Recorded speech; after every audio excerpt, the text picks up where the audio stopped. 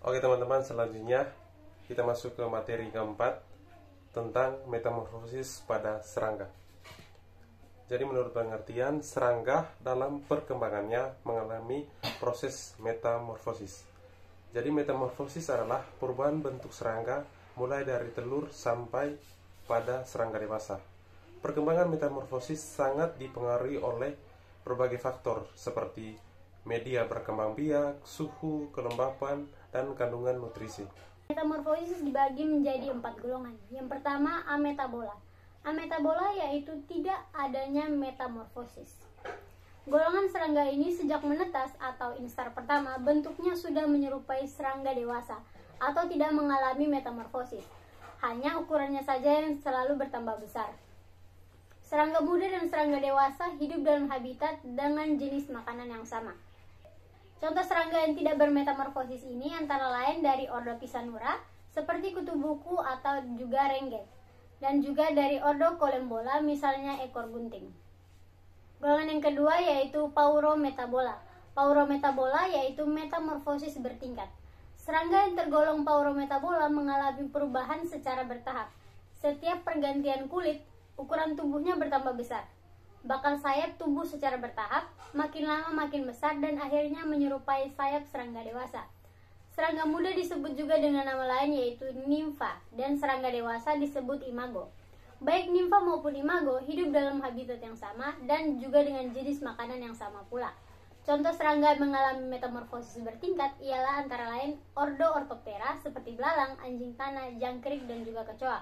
Ada ordo Thysanoptera seperti trips, ada ordo Homoptera seperti kutu daun, wereng, dan lain-lain.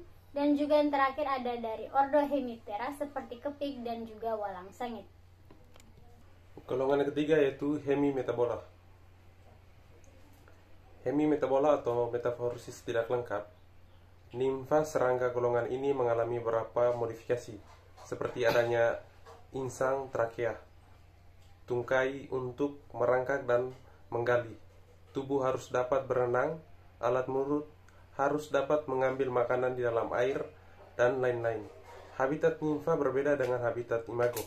Nimfa tergolong serangga akuatik atau hidup di dalam air, sedangkan imagonya adalah serangga aerial. Contoh serangga golongan hemimetabola adalah ordo Odonata atau capung. Golongan yang keempat yaitu metamorfosis sempurna atau lengkap atau holometabola. Serangga muda yang mengalami perkembangan holometabola disebut larva. Bentuk larva amat berbeda dengan imago. Jenis makanan, perilaku, dan habitatnya pun biasanya berbeda dengan imago. Sebelum menjadi imago, larva akan berkembang terlebih dahulu. Perubahan bentuk luar dan dalam terjadi dalam tingkat pupa atau kepompong. Saya berkembang secara internal. Contoh serangga yang mengalami perkembangan holometabola antara lain dari ordo Lepidoptera, Coleoptera, Diptera, dan Hymenoptera. Yang terakhir, hypermetamorfosis.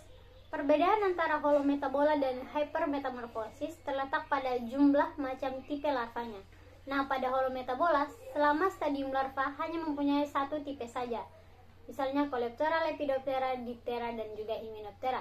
Sedangkan pada hypermetamorfosis lebih dari satu tipe. Misalnya Hymenoptera parasitic. Sekian materi mengenai metamorfosis serangga. Terima kasih.